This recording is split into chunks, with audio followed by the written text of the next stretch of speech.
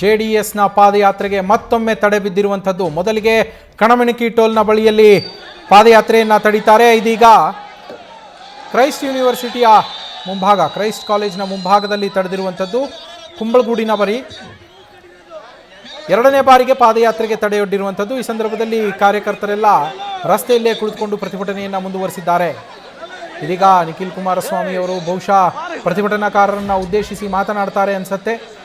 ಅಲ್ಲಿ ವಾಹನವೊಂದರ ಮೇಲ್ಭಾಗದಲ್ಲಿ ಏರ್ತಾ ಇದ್ದಾರೆ ಅವರೆಲ್ಲ. ಪ್ರತಿಭಟನಾಕಾರರನ್ನು ತಡೆದಿರುವ ಹಿನ್ನೆಲೆಯಲ್ಲಿ ಇವತ್ತಿನ ಕಾರ್ಯಕ್ರಮದ ಸಂಪೂರ್ಣ ರೂಪುರೇಷೆಯನ್ನ ಮಾತನಾಡಲಿದ್ದಾರೆ.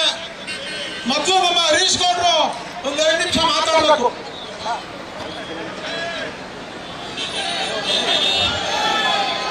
ಕುತ್ಕೋಬೇಕಾ? ಏನ್ ಬೇಡ, ಏನ್ ಬೇಡಪ್ಪ. ದಯಮಾಡಿ ಹಿಂದೆ ಇರ್ತಕ್ಕಂಥ ಎಲ್ಲರೂ ನಮ್ಮ ಹೋರಾಟಕ್ಕೆ ಬಂದಿರ್ತಕ್ಕಂಥ ಎಲ್ಲ ಮುಂಭಾಗ ಬನ್ನಿ. ದಯವಿಟ್ಟು ನಿಮ್ಮನ್ನು ಉದ್ದೇಶಿ ನಿಖಿಲ್ ಕುಮಾರಸ್ವಾಮಿ ಅವರು ನಮ್ಮ ಶಾಸಕರೆಲ್ಲ ಮಾತನಾಡಲಿದ್ದಾರೆ. ಈ ರೂಪರೇಷೆಗಳ ಬಗ್ಗೆ ತಮ್ಗೆ ತಿಳಿಸಲಿದ್ದಾರೆ. ಯಾರ್ಯಾರು ಬಾವುಟ ಹಿಡ್ಕೊಂಡು ನಿಂತು ಕೂತಿದ್ದೀರಿ ನೋಡಿ, ದಯಮಾಡಿ ಎಲ್ಲ ಮುಂದೆ ಬನ್ನಿ. ಈ ಕಡೆ ಬನ್ನಿ, ಎಲ್ಲ ದಯಮಾಡಿ ಬನ್ನಿ, ಈ ಕಡೆ ದಯಮಾಡಿ ಬನ್ನಿ. ನಿಮ್ಮನ್ನು ಉದ್ದೇಶಿ ಈಗ ನಮ್ಮ ಹುಣಸೂರು ಶಾಸಕರಾಗಿರ್ತಕ್ಕಂಥ ನಮ್ಮ ಹರೀಶ್ ಗೌಡರು ಮಾತಾಡ್ತಾರೆ.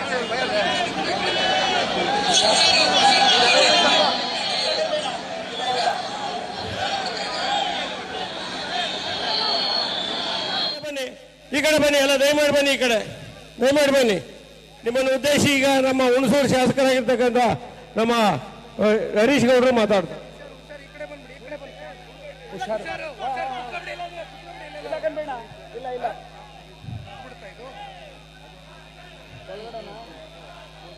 ತಡೆಯಲ್ವಾ? ಸಾಕಂತೆ.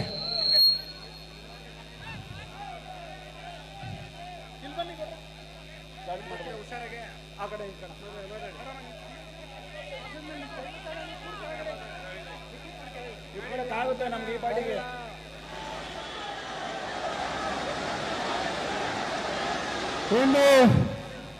ಏನು ನಮ್ಮ ನೆಚ್ಚಿನ ಯುವ ನಾಯಕರಾದಂಥ ನಿಖಿಲ್ ಕುಮಾರಸ್ವಾಮಿ ಅವರ ನೇತೃತ್ವದಲ್ಲಿ ಯಾರು ಇರಲಿಲ್ಲ.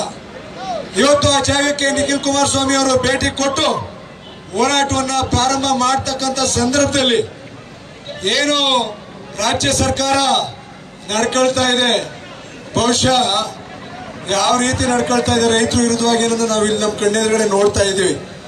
ರೈತರ ಇಷ್ಟು ಕೆಟ್ಟದಾಗಿ ನಡೆಸ್ಕೊಳ್ತಕ್ಕಂಥದ್ದು ಯಾವುದೇ ಸರ್ಕಾರಕ್ಕೂ ಒಳ್ಳೇದಲ್ಲ. ರೈತರನ್ನ ವಿರೋಧ ಮಾಡ್ಕೊಂಡು ಯಾವುದೇ ಸರ್ಕಾರ ಗೆದ್ದಿಲ್ಲ, ಮುಂದುವರೆದಿಲ್ಲ. ಬಹುಶಃ ಇವತ್ತು ಬಿಡದಿ ಭಾಗದ ಸಾವಿರಾರು ಎಕರೆ ಇವತ್ತು ಅಕ್ವಿಷನ್ ಮಾಡಿ ನಮ್ಮ ರೈತರ ಏನು ಜೀವನ ಇದೆ ಅಂತ ಕಸಿತಕ್ಕಂಥ ಕೆಲಸವನ್ನ ಸರ್ಕಾರ ಮಾಡ್ತಾ ಇದೆ.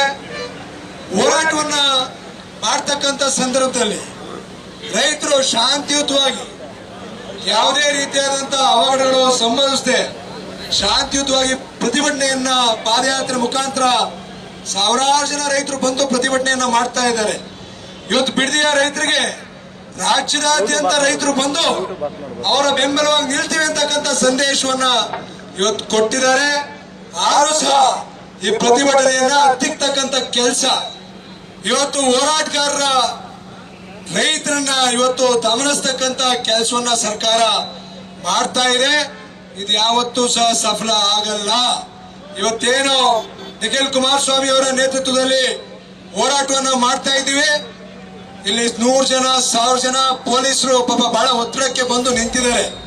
ಫ್ರೀಡಂ ಪಾರ್ಕ್ ವರೆಗೆ 3 ದಿನದ ಪಾದಯಾತ್ರೆ, ಯಾವುದು ಗಲಾಟೆ ಮಾಡಿಲ್ಲ, ಯಾವುದೇ ಬೇರೆ ಬೇರೆ ರೀತಿ ಇಲ್ಲಿ ಏನು ಆಗಿಲ್ಲ. ಶಾಂತಿಯುತವಾಗಿ ಪ್ರತಿಭಟನೆ ಪಾದಯಾತ್ರೆ ಮುಖಾಂತರ ಮಾಡ್ತಾ ಇರ್ತಕ್ಕಂಥದ್ದು. ಟ್ರಾಫಿಕ್ ಸಹ ಏನು ಸಮಸ್ಯೆ ಆಗಿಲ್ಲ. ಬೆಳಿಗ್ಗೆನೆ ಪಾದಯಾತ್ರೆ ಯಶಸ್ವಿ ಆಗಬಾರ್ದು ಅಂತೇಳಿ ಅಲ್ಲೇ ತಡೆದ್ಬಿಟ್ರು. ಪಾಪ ರೈತರು 8 ಕಿಲೋಮೀಟರ್ 9 ಕಿಲೋಮೀಟರ್ ನಡ್ಕೊಂಡು ಬಂದವ್ರೆ ಬಸ್ಸಲ್ಲಿ ಹೇಳ್ಬಿಟ್ಟು. ಆ ಬಸ್ಗಳನ್ನೇ ಇಲ್ಲ ಬಿಟ್ಟಿಲ್ಲ. ಈ ರೀತಿಯಾದಂತ ವ್ಯವಸ್ಥೆ ಸರ್ಕಾರ ಮಾಡಬಾರ್ದು.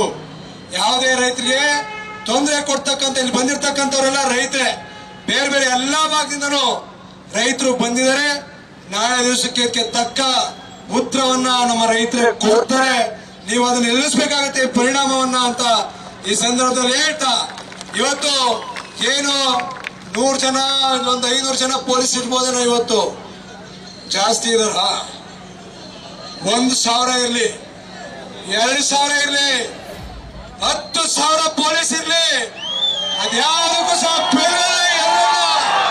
ಹೇಳ್ತಕ್ಕಂಥ ಪ್ರಶ್ನೆನೇ ಇಲ್ಲ. ಈ ಪಾದಯಾತ್ರೆ ಮುಂದೆ ಈಗ ಏನಾಗ್ಬೇಕು ಅಂತಕ್ಕಂಥದ್ದನ್ನ ನಮ್ಮ ನೆಚ್ಚಿನ ಯುವ ನಾಯಕರಾದಂತ ನಿಖಿಲ್ ಕುಮಾರಸ್ವಾಮಿ ಅವರು ಮಾತನಾಡ್ತಾರೆ. ಬಹುಶಃ ನಾನು ಹೆಚ್ಚಿಗೆ ಮಾತಾಡಲ್ಲ, ಸಾಕು ಅನ್ಸುತ್ತೆ. ಇನ್ನೂ ಮಾತಾಡ್ತಾರೆ.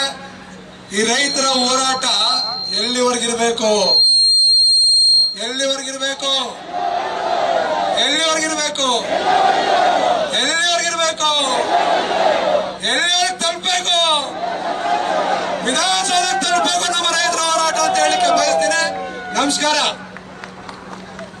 ಹರೀಶ್ ಗೌಡ್ರಿಗೆ ಧನ್ಯವಾದಗಳು. ಈಗ ಶರಣ್ ಗೌಡ್ರು ತಮ್ಮನ್ನೆಲ್ಲ ಉದ್ದೇಶಿಸಿ ಮಾತನಾಡ್ತಾರೆ. ಇಂದಿನ ಹೋರಾಟದಲ್ಲಿ ನಿಖಿಲ್ ಕುಮಾರಸ್ವಾಮಿ ಅವರ ನೇತೃತ್ವದಲ್ಲಿ ನಡೀತಕ್ಕಂಥ ರೈತರಿಗಾಗಿ ನಮ್ಮ ಭೂಮಿ ನಮ್ಮ ಹಕ್ಕು ಹೋರಾಟದಲ್ಲಿ 2ನೇ ದಿನ ಪಾದಯಾತ್ರೆ. ಎಲ್ಲಾ ಪಕ್ಷದಿಂದ ಶಾಸಕರಾಗಿರ್ತಕ್ಕಂಥ ಈ ಕ್ಷೇತ್ರದ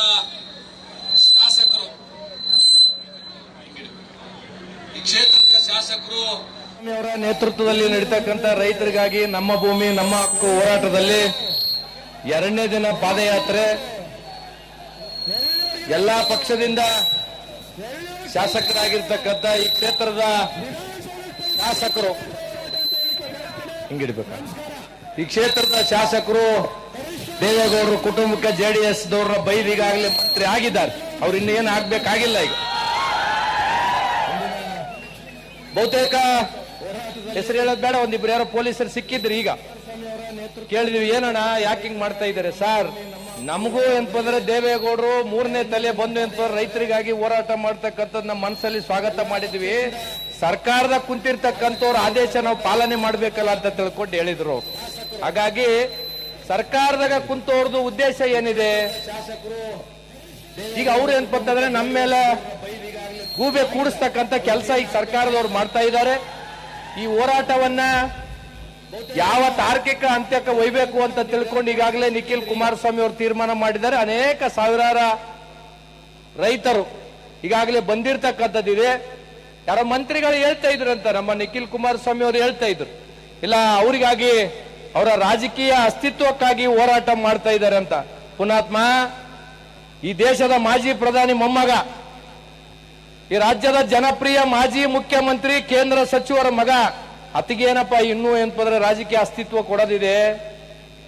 ಅದಾಗ್ಲೇ ಏನಪ್ಪ ಅವ್ರ ಕುಟುಂಬ ರಾಜಕೀಯದ ಅಸ್ತಿತ್ವ ಪಡೆದಾಗಿದೆ. ಅವ್ರಿಗೆ ಅಸ್ತಿತ್ವ ರಾಜಕೀಯ ಜನ ಕೊಟ್ಟಾಗ ಯಾವಾಗ ಜನಕ್ಕೆ ಏನೇನ್ ಮಾಡ್ಬೇಕು ರೈತರಿಗೆ ಅದು ಮಾಡಿದ್ದಾರೆ. ನಿಮ್ಮಂಗ ಏನಪ್ಪಂತಂದ್ರೆ ಹಿಂಗ ಪೊಲೀಸರನ್ನ ನಿಂದಿರಿಸಿ ನಿಮ್ಗೆ ಏನಾಗಿದೆ, ನಿನ್ನೆಲಿಂದ ಏನಪ್ಪಂದ್ರೆ ರಾತ್ರಿ ನಿಖಿಲ್ ನಿಖಿಲ್ ನಿಖಿಲ್ ಅನ್ನಕತ್ತೀರಿ ಕಾಂಗ್ರೆಸ್ನವ್ರು. ಏನೋ ಹೇಳ್ತಾ ಇದ್ರು, ಇಲ್ಲ ನರೇಂದ್ರ ಮೋದಿ ಅವರು ಜನಜಿಗೆ ಎದುರಿ ಅಂತಂದ್ರೆ ವಿಡಿಯೋ ಮಾಡ್ತಾ ಇದ್ದಾರೆ ಅಂತ ತಿಳ್ಕೊಂಡು ಹೇಳಿದ್ರು. ನಿನ್ನೆ ರಾತ್ರಿ ರಾಜ್ಯದ ಮುಖ್ಯಮಂತ್ರಿಗಳು ಯಾರಿಗೆ ಎದುರಿ ವಿಡಿಯೋ ಮಾಡಿದ್ರಿ? ನೀವು ಯಾರಿಗೆ ಎದುರಿ ವಿಡಿಯೋ ಮಾಡಿದ್ರಿ? ಹಾಗಾಗಿ ಈಗ ಬಹುತೇಕ ಎಲ್ಲ ಕಾಂಗ್ರೆಸ್ನವ್ರಿಗೆ ಮಂತ್ರಿ ಆಗಿದೆ ಅಂತ ಖುಷಿ ಇದೆ ಬಾಲಣ್ಣಗ, ಆದ್ರೆ ರಾತ್ರಿ ಮಲ್ಕೊಂಡಾಗ ನಿಖಿಲ್ ನಿಖಿಲ್ ನಿಖಿಲ್ ಅಂತ ಇದ್ದಾರೆ. ಹಾಗಾಗಿ ನಾನು ಒಂದನ್ನ ಹೇಳ್ತಕ್ಕಂಥದ್ದು ಇಷ್ಟೇ, ಇವತ್ತು ನಮ್ಮ ಯುವ ನಾಯಕರ ನೇತೃತ್ವದಲ್ಲಿ ನೋಡಿ, ಈಗ ಒಂದು ಇನ್ಸಿಡೆಂಟ್ ನಮ್ಮನ್ನೆಲ್ಲ ತಡೆದ್ರು ಪಾಪ ಪೊಲೀಸರು ತಡೆದಾಗ ನಿಖಿಲ್ ಅವ್ರು ಕೆಳಗೆ ಬಿದ್ರು, ಕಾಲಿಗೆ ಪೆಟ್ಟಾಯ್ತು. ನಾವು ಅವ್ರ ಮೇಲೆ ಬಿದ್ದೀವಿ, ನಮ್ಮ ಮೇಲೆ ಮಂಜಣ್ಣ ಹರೀಶ್ ಗೌಡ ನಾವು ಬಿದ್ದೀವಿ.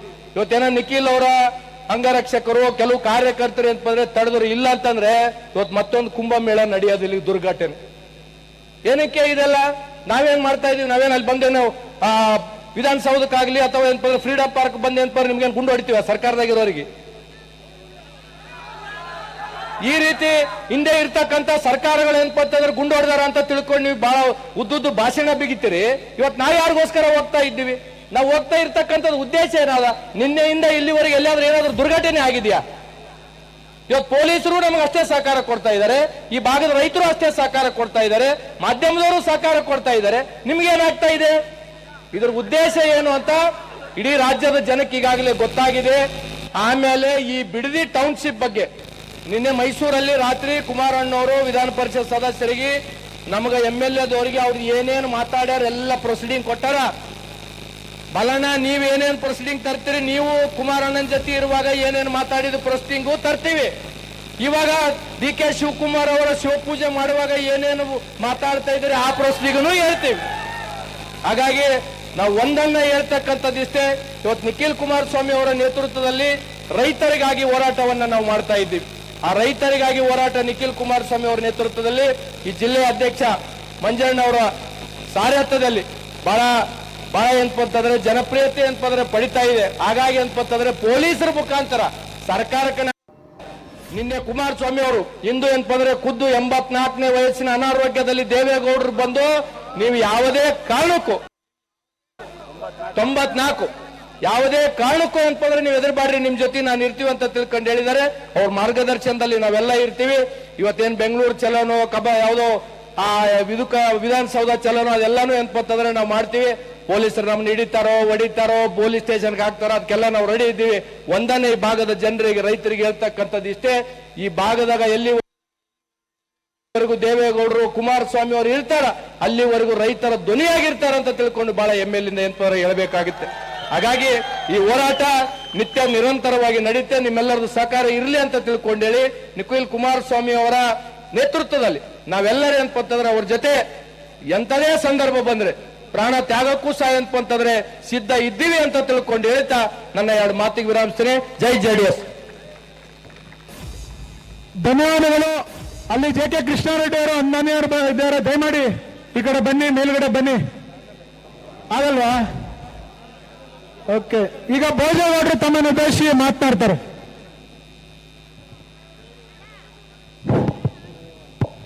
ಆತ್ಮೀಯ ಎಲ್ಲ